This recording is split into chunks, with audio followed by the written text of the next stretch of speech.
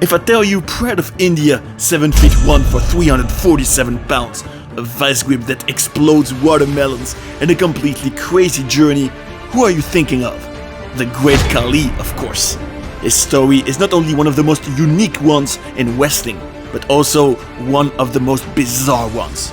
It's a pleasure to meet you on the Wrestling Paradise to experience together the rise and the fall of the Indian giant, an extraordinary colossus with a fascinating life. You will learn, among other things, how the monster from the Punjab jungle has already killed someone for real in a ring. All the secrets behind this intimidating physique, how he was able to go from a wrestler who victimizes the Undertaker to a fairy that WWE no longer takes seriously. But also how a very rare disease almost killed him, and even the hilarious thing he once did in a gym with Stone Cold Steve Austin. And you will never guess the incredible number of eggs he eats per day, or the mind-blowing figures that illustrate his success. You are on the Wrestling Paradise, the rise and fall of the Great Khali, episode 1. Here we go!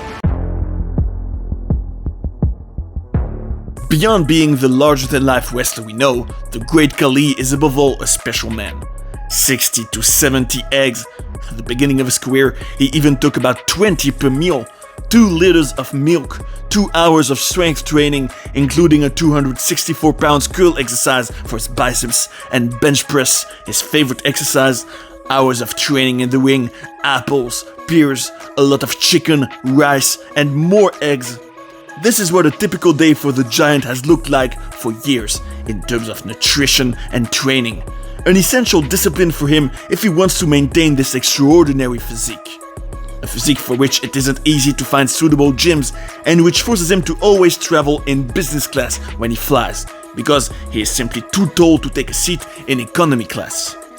With also meditation and a straight-edge lifestyle, without alcohol or cigarettes, just like CM Punk, here you have all the ingredients for a life elaborated around one single goal: to build a monster. So many eggs, it may seem mind-blowing, but let's not forget that they are a source of protein, which is a crucial nutrient for building muscle, and that the amount of protein that everyone can need to build muscle depends in particular on height and weight. If you are 7 feet 1 and if you weigh 347 pounds, you will necessarily need more protein than anyone to build or maintain your muscle volume. But it should be noted that in his approach to eating healthy and paying attention to his health, the Great Khali recommends only eating the white of the eggs and not the yolk, which is responsible for cholesterol according to him. He trains 6 days out of 7 for 2 hours, so he has 1 rest day. Obviously, you don't become such a monster overnight, and without daily efforts for years. As he himself said, and I quote, "I don't believe in shortcuts to reach a certain level in fitness. To build a good body, you need to put time and work into it." His own success can also serve as an inspiration, since he told that at one time, when he was still struggling to make himself known as a wrestler, it already happened to him to sleep in a ring after his workouts, because he had no other place to sleep.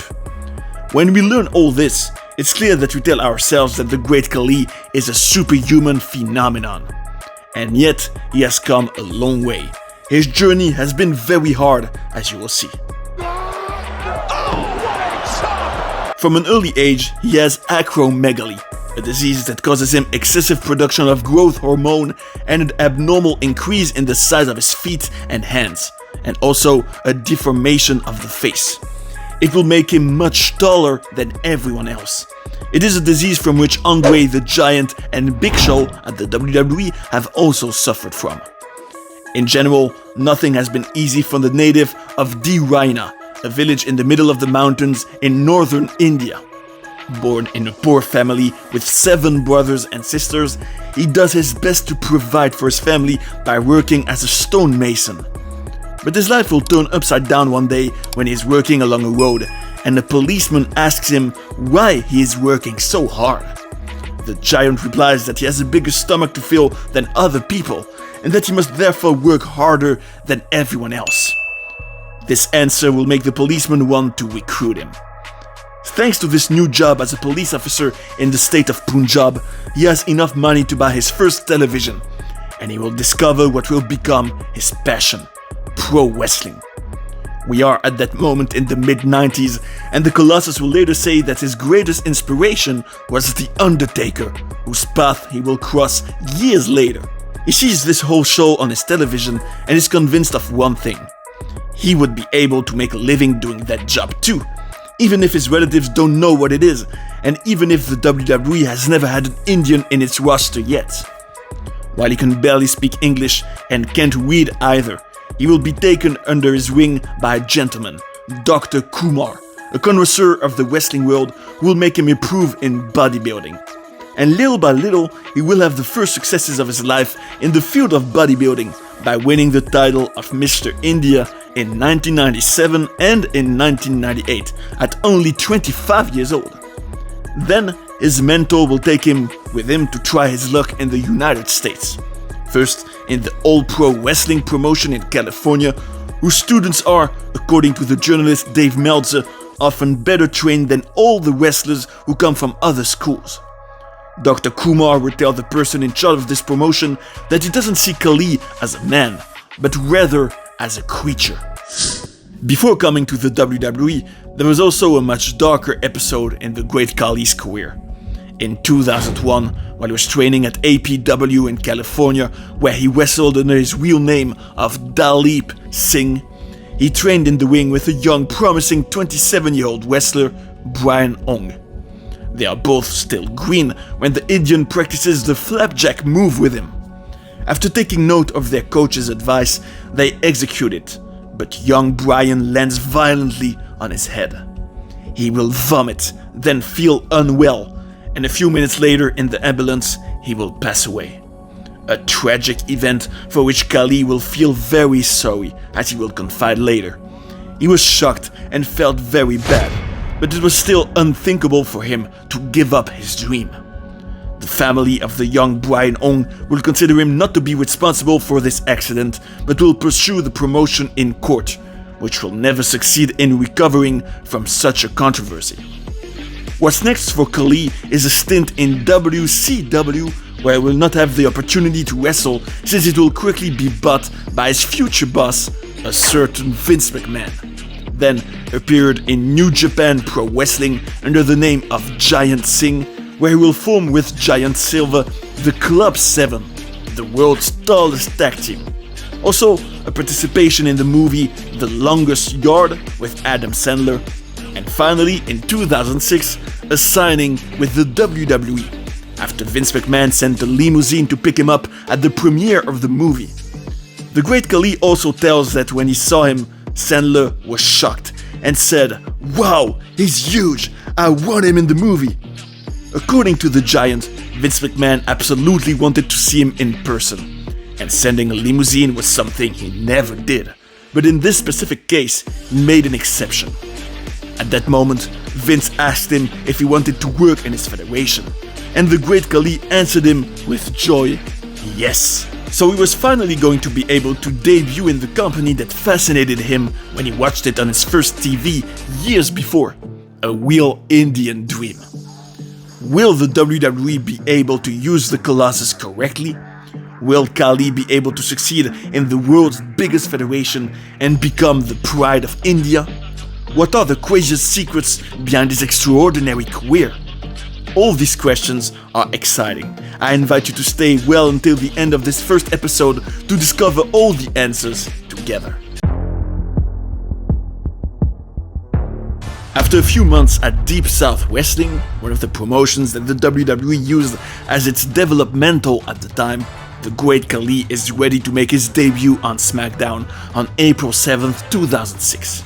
While WrestleMania 22 took place a few days before, The Undertaker is in the middle of a rematch with the monster Mark Henry in the main event of the show, when suddenly a Colossus arrives.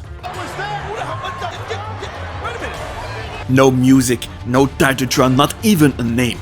Only a more than intimidating physique, black pants, an imposing chest, two big black leather armbands on his wrists, long wet black hair, an animal presence which exudes incredible power, a jaw and a skull shape that give the impression that we're not seeing a human being, but a creature.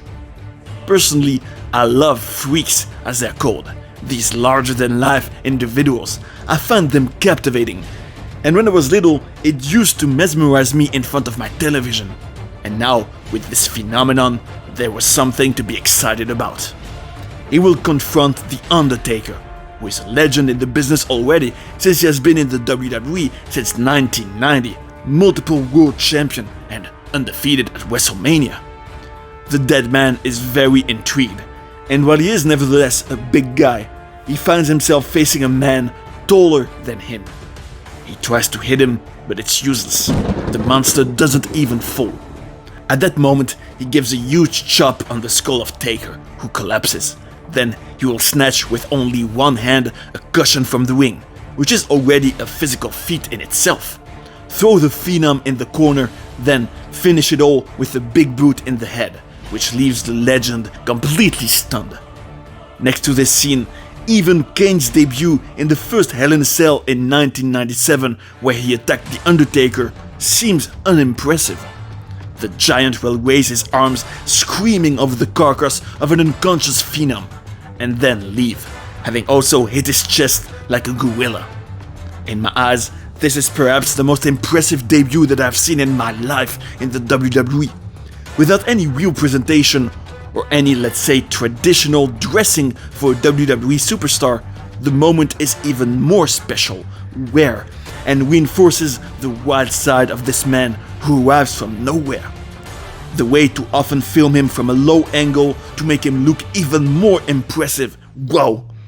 Michael Cole and Taz, the commentators of SmackDown at that time, are stunned by the physical presence of this individual and add even more magnitude to this memorable scene. They largely participate in taking him even more seriously. Throughout this period, and after this compelling, or even historical debut, since The Undertaker has never been destroyed in such a fashion, the Great Khali is clearly presented as overpowering.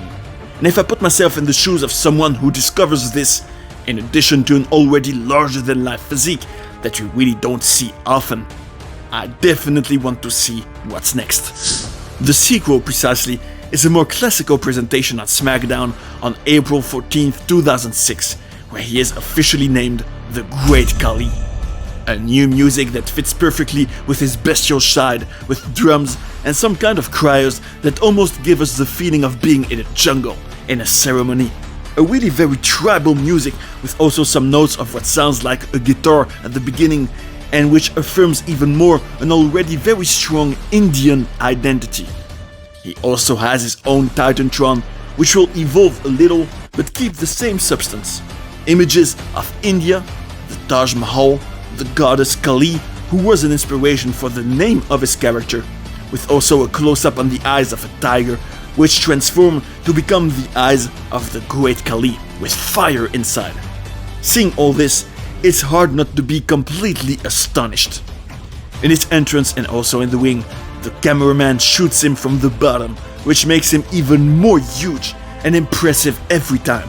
An element that makes him even more believable is the presence of a manager, Daivari, who had failed the months before to defeat Taker with Muhammad Hassan and then Mark Henry, which gives him stature, and it's a bit as if he was the only one whom this untamable animal obeys to. Speaking about size, he's certainly not the largest wrestler who has been in a ring in history. The giant Gonzalez, for example, was 8 feet tall, and Andre the Giant was 7 feet 4. But Khali nevertheless has an intimidating and unique presence. That day, Daivari sells him as a phenomenon who grew up in the jungle in India without being afraid of white tigers and pythons, while the giant screams in his native language. He says that we will worship him and kneels down in front of him, which makes us feel like we are dealing with a god, a superhuman monster. Oh no! Oh man! After that, the following weeks, while we still have no news about The Undertaker since he was demolished by the giant, the Great Khali will start an invincibility streak with dominant victories. First against Funaki, a victory in which he uses for the first time a finisher that I love and that impresses me. The Punjabi plunge, where he grabs the opponent by the neck, lifts him very high, and then explodes him on the mat on his back. He also does the pinfall standing and putting his huge foot on the opponent's skull, which is really impressive visually, I think. It looks like a predator or a hunter posing with his prey. His matches never last more than 10 minutes. It's often more like 5 minutes actually. He never speaks, which makes him even more intriguing and intimidating, except for yelling in Indian. And with such a physique, even a simple kick in the skull is an impressive sight. He's introduced as coming from the Punjab jungle in India, which of course cements the idea that he is a wild beast that comes straight from the jungle to rule his law. Funaki, as well as the interviewer Crystal, played fear very well, since Crystal will even run away terrified when Khali is going to yell at her. His first big milestone victory is on May 12, 2006 on SmackDown, where he will destroy in 5 minutes Rey Mysterio, who is World Heavyweight Champion at that time, so it's even more significant. I find that elements like the fact of always entering the ring by standing and putting his leg over the top rope, what he is the only one to do at that time, and what makes him seem even taller, like the fact of also throwing Rey on the ground like a child, like the movement of his arms when he walks, make this whole presentation of the Great Khali perfect down to the smallest detail to make a big impression. All this culminates in the Great Khali's first match on pay-per-view, a clash against the Undertaker at Judgment Day on May 21st, 2006. When we see him again, we are shocked by the aura, the size, the height, the charisma of the giant at that time. The combination of an almost deformed body because of his illness, his sweating, screams that evoke a roaring lion, a simple but powerful moveset with the big boot, the chop, the Punjabi plunge, made his performance in this match simply mind-blowing, I think. He will inflict on The Undertaker the most humiliating defeat of his whole career. Much worse in content than the one against Brock Lesnar at WrestleMania 30, for example. The Phenom also sells the giant shots to perfection and ends up completely out, which is extremely rare. At that time, the Great Khali was really in his best version, and he had just crushed an absolute legend of the company. He would later say that this is the victory of which he is the most proud of in his entire career.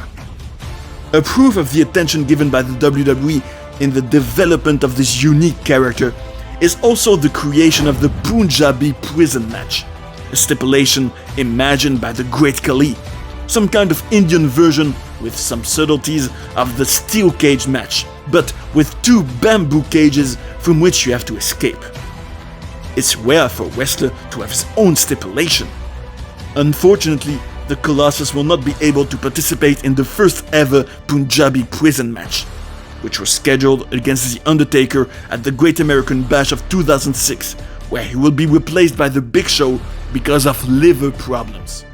He will finally have this second face-off with the Dead Man on SmackDown on August 18, 2006, in a last man standing match. In this confrontation, I thought it was great that Daivari looked at Khali clapping and doing big gestures. That's when you realize that a good manager who is a fan of his creature can be a huge asset in the perception of the superstar, just like Paul Heyman with Brock Lesnar. When I saw his entrance and all this character in general, I thought that it really feels like seeing a movie or a video game character, like a final boss. Unfortunately, he will lose this match, but he will still remain protected by not taking a pin, but simply a 10 count after taking chair shots that cut him open. This is the first time, by the way, that we saw him bleeding. Despite the defeat, he was still very dominant by throwing Taker off the stage, giving some good punches. It was a real manly and incorrect fight. Bruce Pritchard, one of the WWE officials, says that at that time they wanted Khali to have the biggest introduction possible by destroying The Undertaker in his first segment and having a dominant victory in their match. That the Phenom wasn't a big fan of this idea, but that he gave everything to make Khali look strong and to himself look weak. Pritchard thinks it was a big mistake on their part, but personally I don't agree at all. I think it was an ideal way to build an overpowering superstar at that moment, and his impact was tremendous. In the locker room, Khali was also rather appreciated. Dutch Montel, a business veteran, says that in general at that time, Khali was like Andre the Giant used to be, that he would sit by himself and that he hardly moved or annoyed anyone. Edge, on the other hand, will say about the Indian that he was always impressed by the size of his hands, that he is like another type of human being, but that he was really kind, that they had a good laugh together. The wrestler JTJ from the former Crime Time team also reveals to us that when a superstar had been insolent or had not behaved well in the eyes of the company, having a match against the Great Khali could be the punishment that they were inflicted, since he was renowned for being very stiff and brutal in the ring. After his first run, from which he still comes out strong, since the Undertaker will not have managed to beat him undisputably, the Great Khali will have a period of a few months where he will first go to ECW, Extreme Championship Wrestling, some kind of fresh start after this first loss, as if to reset him. This can also make us ask a question. From the moment a monster heel, whose entire aura depends on his invincibility, has lost for the first time, is he always as interesting if we know that he can lose? This is a problem that the WWE was facing at that time anyway. In ECW, he will mainly be a henchman for his manager Daivari, have a rivalry with Tommy Dreamer, and then once again change rosters by being transferred to Monday Night Raw on January 8th, 2007. But without Daivari, who stays at ECW. In my eyes, that was a mistake from the Stamford Federation, because he will slightly lose this image of an untamable animal by being alone and without a trainer. As a landmark performance at the time, we will especially highlight the 2007 Royal Rumble, where he eliminated 7 participants in only 47 seconds, before being eliminated by The Undertaker, who will win the match.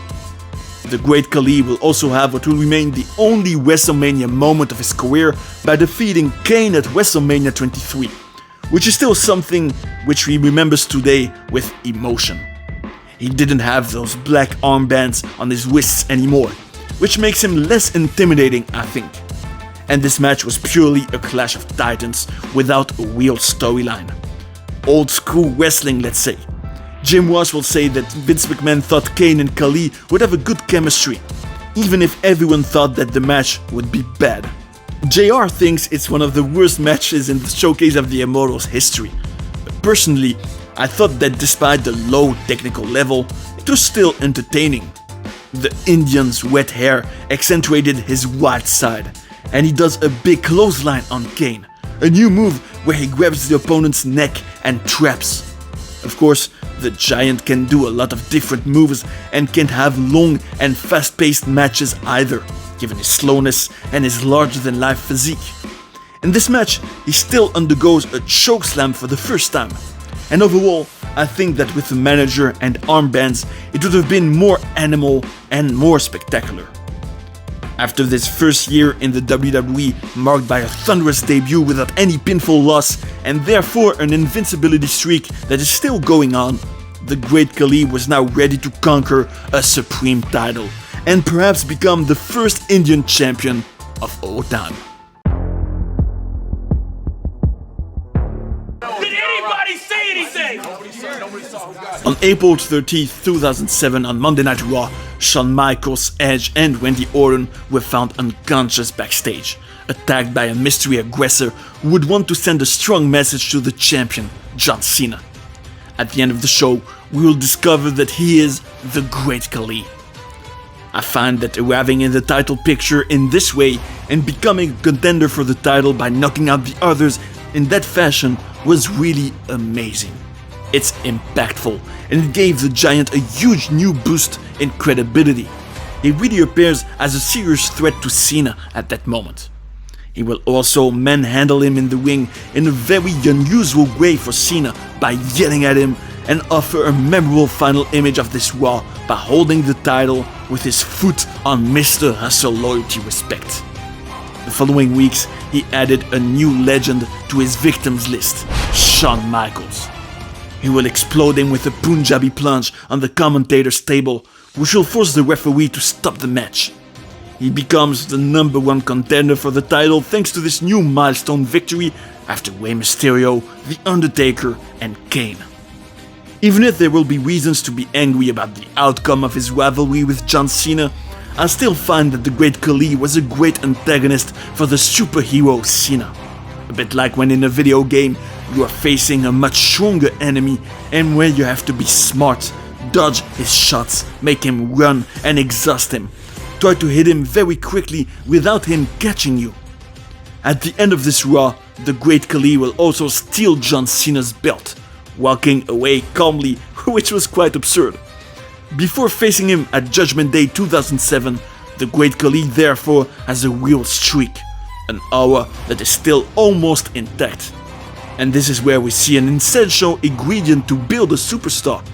Give him momentum for a long time and significant victories against serious opponents. All this will unfortunately vanish when Super Cena will beat him by submission at Judgment Day. First, there will be a controversy, since Khali had his foot under the rope when he tapped out. Moreover, the WWE will be trapped because of its previous decision by being forced to bring in a new manager and translator for the Giant, since Daivari is no longer with him now, because for once the Colossus has something to say. In this case, express his indignation at having been ripped off when he lost illegally. He had arrived at his Judgment Day match with the WWE title that he had stolen, and we will notice that it suited him quite well. In the hands of such a monster, it almost looked like a magical object, even if I may be going a little too far. Everything will be definitely broken at the next pay-per-view at One Night Stand, where John Cena officially becomes the first one to beat the Great Khali by pinfall, which ends the Indian's invincibility streak of 422 days. Personally, I find it very annoying to see a monster being built for months to finally feed Cena, who didn't need it in my eyes, but who, moreover, wasn't the first opponent nor the last one whom he completely buries. On the other hand, it was also doomed to happen one day or the other for Khali, and we can only regret that after that, his mystique is no longer the same. He is less scary. At that moment, we can ask ourselves, is the Giant done? Can he come back from this? A positive point is still the presence of a manager with him again to rave about his accomplishments, translate the words of this wild beast, sell him to us like a god, Wenjing Singh. Khali used to grab his hand when Singh handed him the microphone, just like he did with the interviewer Crystal backstage, which was always funny since he almost made Singh jump every time he pulled on the microphone. The funny thing is that this Wenjing Singh guy initially was neither a wrestler nor a manager. He was just one of WWE's writers. In reality, his name is Dave Kapoor. The Federation just needed an Indian, and they kind of took the first one they found. At that time, the Great Khali also tells that he was taking painkillers for his injuries, to which he had easy access thanks to Wendy Orton, who provided them to him. A legend killer that he won't see again soon, since the Giant will be drafted and relaunched once again on June 11th, 2007. This time, he returns to SmackDown. He was clearly not popular with American fans and journalists, since the Wrestling Observer will name him the most overrated wrestler of 2007. However, the Great Khali will shut everybody up on July 20th. While the Rated R Superstar Edge had to vacate his heavyweight title due to an injury, a battle royal will be set up to designate a new champion. And then the Great Khali wins after eliminating Kane and Batista. He officially makes history and becomes the first Indian WWE champion. Wenjing Singh is going to jump around him to celebrate this, and he's going to snatch the title out of Teddy Long's hands with an animal rage. Behind the scenes, it will be hard for him to hide his joy and pride, and we can clearly understand that. This date of July 20th, 2007 will mark the beginning of a reign of terror, and a period in pro wrestling that we could call the Indian Summer. After successfully defending his new title at the 2007 Great American Bash against Batista and Kane, the Great Khali can definitely celebrate his title and the beginning of a historic reign as the first Indian champion in the WWE. As fans, we must become sufficiently aware of what this success of their new national hero represented. A few figures illustrate the tremendous impact of the Giant's success and make us realize how much it opened up a gigantic new market for Vince McMahon's company. For example, on the WWE YouTube channel, the videos about Khali are particularly popular. The one of the Battle Royal where he wins the title was published in 2013 and had 154 million views by the end of 2024, which made it the 14th most watched video on the channel. His match against Rey Mysterio was the 15th. A playlist where he destroys legends had 118 million views and had been published only in 2019. And finally, the video of his debut, only posted in 2013, had been viewed 107 million times. As Khali himself says, "I never thought that I would become an icon." And yet, this is what he has become from that time in India, this country with a huge population of 1.4 billion inhabitants. The Giant's net worth is estimated at $6 million. In India, many companies wanted to become their spokesmodel so that he can advertise them, whether it be Unglu, Ambuja Cement or Mithun Steel. He plays in several movies, including Kushti in 2010 in Bollywood. He will also participate in the reality TV show Big Boss, the Indian equivalent of Big Brother but with celebrities. And he will even get into politics.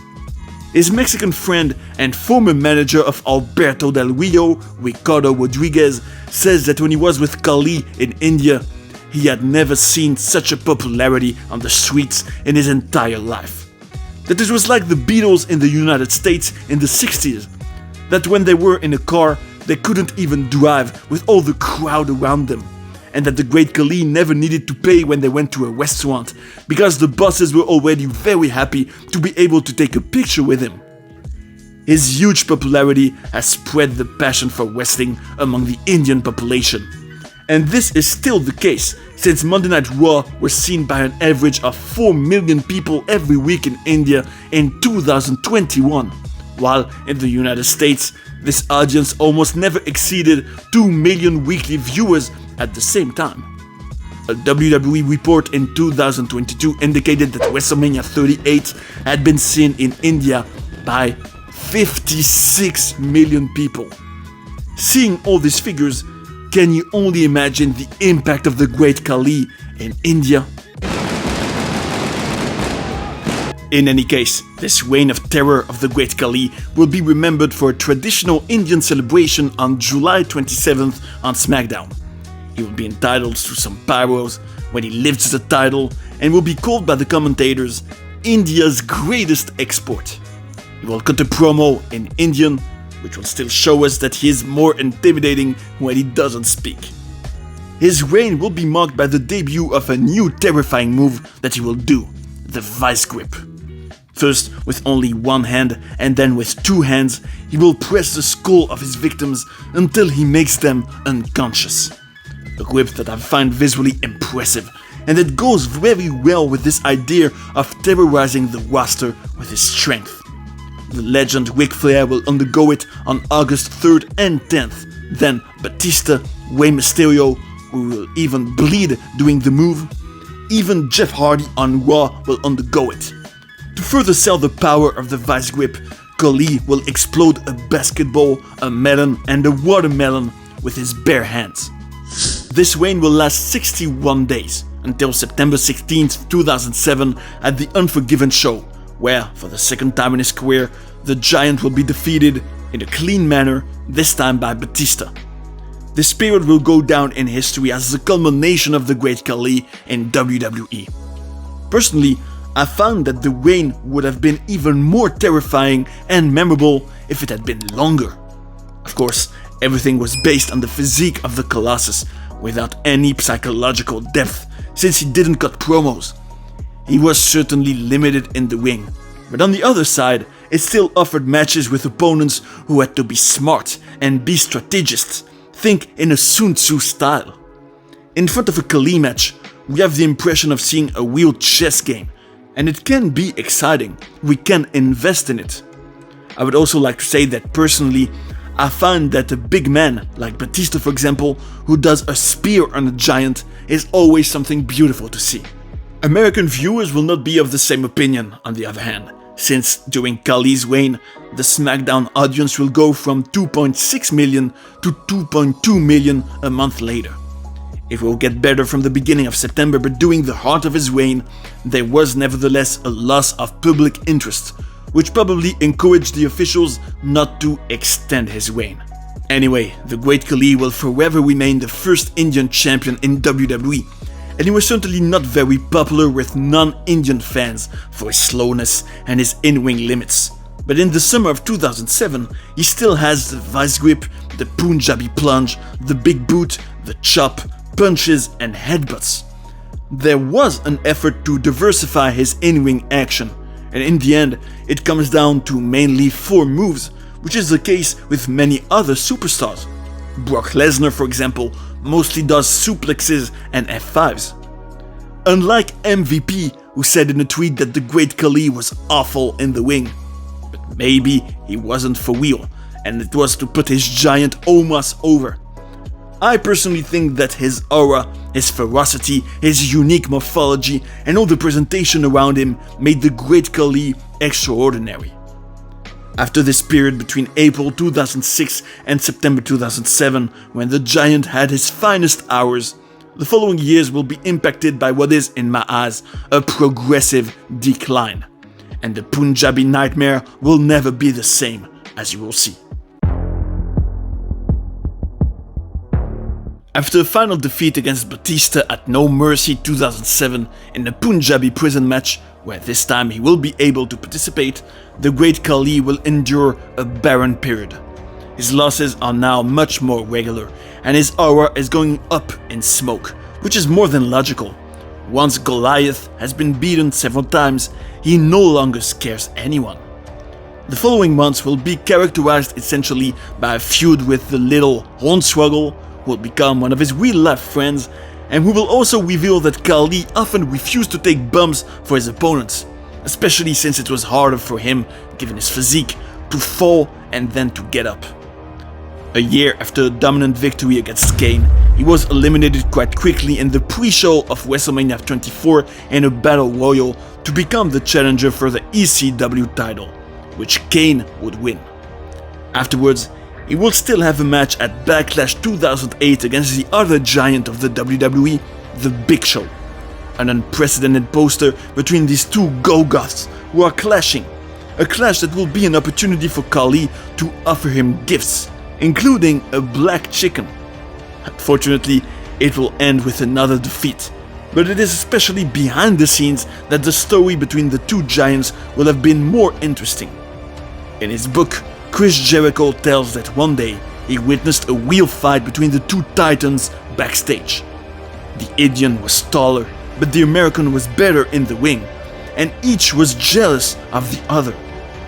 The last straw will be a show in Puerto Rico where in the ring, under the eyes of the Big Show, the Punjabi giant will steal his move where he puts the opponent in the corner of the ring and then puts a huge slap on his chest.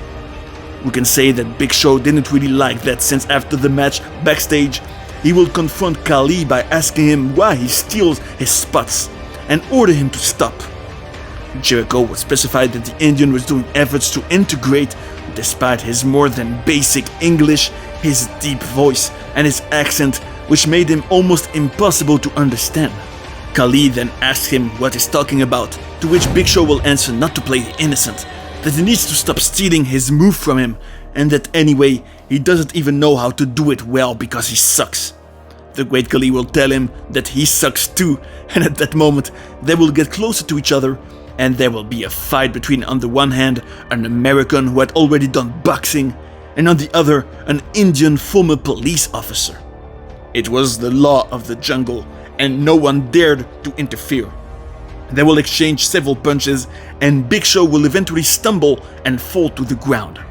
Khali will jump on him to continue, but that's when the others will decide to intervene and separate them. A few days later, Vince McMahon will force Big Show to apologize to the Indian giant, which he will do, to which Khali will answer, "No problem, bro."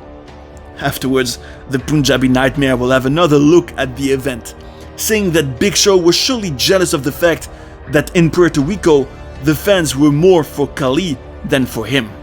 On the screen, he will have his last significant period a year after being champion, by winning once again a Battle Royal on SmackDown in July, this time against Jeff Hardy, MVP, and in particular Umaga, which will give him the right to challenge Triple H for the WWE title at SummerSlam. In my eyes, the interest of this feud, in addition to a segment with the arm wrestling match between the two men, will mainly revolve around the question: how will the cerebral assassin succeed in defeating this mountain? What strategy will he use? I also liked this chess game that the game will end up winning by weakening the giant's leg. And it will finally represent the final real serious and important match of the Great Khali. What revolution was his career going to experience from now on? How would WWE Creative decide to relaunch the Indian giant so that he remains interesting? Considering that the shows of the Federation officially became PG in the summer of 2008, what influence was this more childish and family-friendly product going to have on this character? With this extraordinary life and the acromegaly that he still had, was the Great Khali going to stay healthy in the following years? You will have all the answers in the next episode. While waiting to discover the rest of his exciting journey together, we have already been able to realize how impressive his rise was.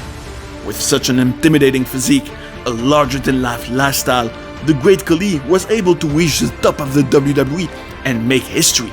To the great pride of the Indian people, he was the epitome of the old-school monster heel, and his first year was a success. But from the moment he started losing, nothing was really the same. So I have a debate for you. In your eyes, how should the Federation use a giant character in pro wrestling? How would you keep him interesting for several years? Come and give your opinion in the comments. I wonder what you think about it. And in any case, it will be interesting to discuss all this together. We can say that this topic raises a lot of questions. I hope you had a good time watching this video, and I invite you to stay in the paradise of wrestling to look at some other ones. See you right away. And that's the bottom line, 'cause Stone Cold said so. What?